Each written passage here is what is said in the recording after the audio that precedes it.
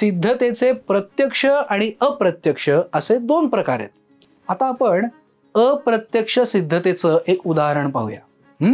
या पद्धतीला सुरुवातीला साध्य असत्य आहे असं गृहीत धरतात. त्यामुळे दिलेल्या माहितीशी विसंगत निष्कर्षापर्यंत आपण पोहोचतो आणि म्हणूनच साध्य सत्य आहे हे स्वीकारलं जातं. ठीक आहे. आता विधान असं आहे की वर्गमुळात 3 ही अपरिमेय संख्या आहे, म्हणून वर्गमुळात 3 अधिक 5 ही देखील अपरिमेय संख्या आहे. याचं सशर्त विधान काय आहे? जर वर्गमुळात 3 ही अपरिमेय संख्या आहे तर वर्गमुळात 3 अधिक 5 ही देखील अपरिमेय संख्या आहे. ठीक आहे. आता याचा पक्ष काय आहे? वर्गमुळात 3 ही अपरिमेय संख्या आहे. साध्य काय? वर्गमुळात 3 अधिक 5 ही अपरिमेय संख्या आहे. याची सिद्धता कशी होईल? वर्गमुळात 3 अधिक 5 ही अपरिमेय संख्या नाही असं आपण मानूया. म्हणजेच वर्गमुळात 3 अधिक 5 ही एक परिमेय संख्या आहे. म्हणूनच वर्गमुळात 3 अधिक 5 बरोबर a/b, जिथे b हा शून्य नाही असं आपण मानूया. ठीक आहे. आता a/b हे त्या परिमेय संख्येचं संक्षिप्त रूप आहे. म्हणजेच a आणि b यामध्ये एक पेक्षा वेगळा सामायिक विभाजक नाहीये. त्यामुळेच वर्गमुळात 3 बरोबर a/b वजा 5 हे विधान दुसरं आहे. आता समीकरण 2 किंवा विधान 2 ची डावी बाजू म्हणजेच वर्गमुळात 3 ही अपरिमेय संख्या आहे, पण उजवी बाजू a/b वजा 5 ही परिमेय संख्या आहे. म्हणूनच दोन परिमेय संख्यांची वजाबाकी ही परिमेय संख्या असते. म्हणजेच समीकरण 2 मध्ये आपल्याला विसंगती आढळतीये. म्हणूनच वर्गमुळात 3 अधिक 5 ही परिमेय संख्या आहे हे गृहीतक चुकीचं आहे. वर्गमुळात 3 अधिक 5 ही संख्या अपरिमेय संख्या आहे हे सिद्ध झालं.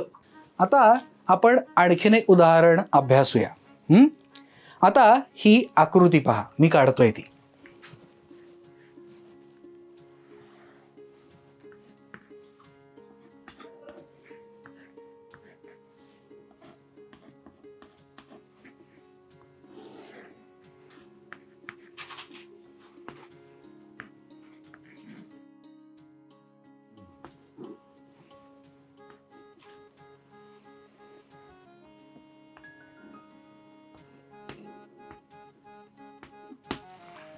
ठीक आहे.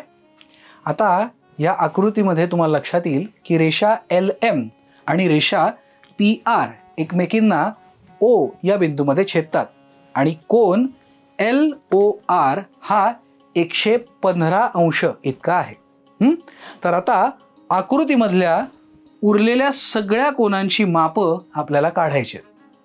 आता याची उकल कशी करायची? आता सर्वप्रथम हे लक्षात घेऊया, दोन रेषा एकमेकींना छेदल्या तर परस्पर विरुद्ध कोन हे समान मापाचे असतात. त्यामुळे कोन LOR बरोबर कोन MOP. आता इथे कोन LOR हा 115 अंशाचा आहे, त्यामुळे कोन MOP बरोबर 115 अंश. ठीक आहे.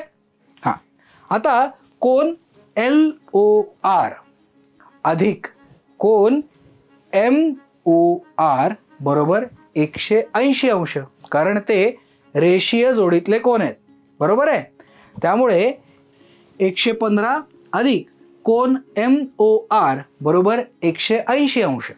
त्यामुळेच कोन MOR बरोबर 180 वजा 115 अंश म्हणजेच कोन MOR बरोबर 65 अंश.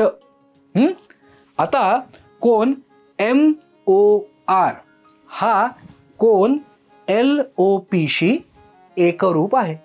जर कोन MOR बरोबर 65 अंश असेल तर कोन LOP हा सुद्धा 65 अंश होईल. बरोबर आहे.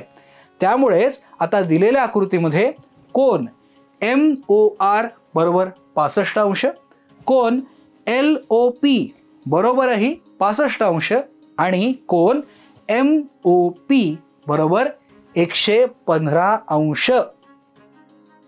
आता आणखीन एक उदाहरण सोडवा. आता मी तुम्हाला काही विधानं सांगतो, ती तुम्ही सशर्त रूपात मला सांगायची.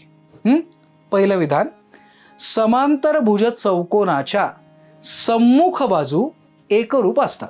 सांग बरं तू. जर एखादा चौकोन समांतरभुज चौकोन असेल तर त्याच्या सम्मुख बाजू एकरूप असतात. अगदी बरोबर. सागर, आता तू उत्तर सांग बरं. आयताचा प्रत्येक कोन काटकोन असतो.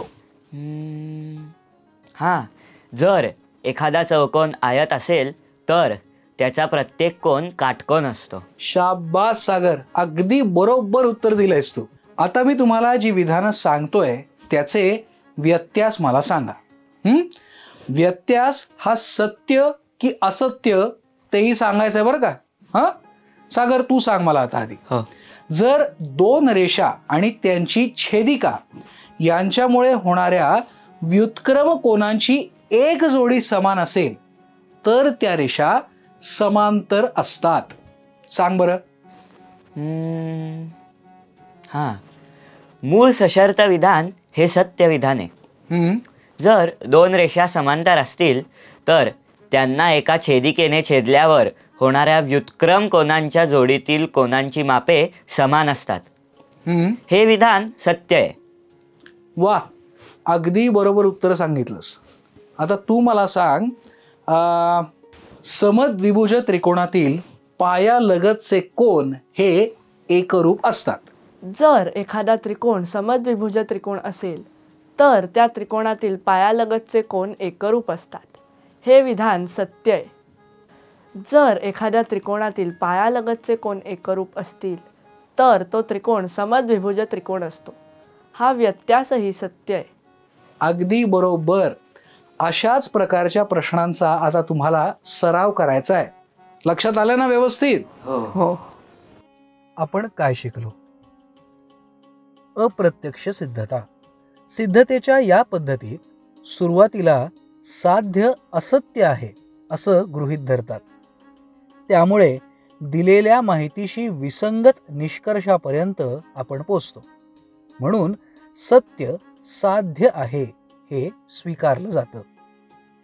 स्वाध्याय. वर्गमुळात 2 ही अपरिमेय संख्या आहे. म्हणून वर्गमुळात 2 अधिक 3 ही देखील अपरिमेय संख्या आहे. हे विधान सिद्ध करा.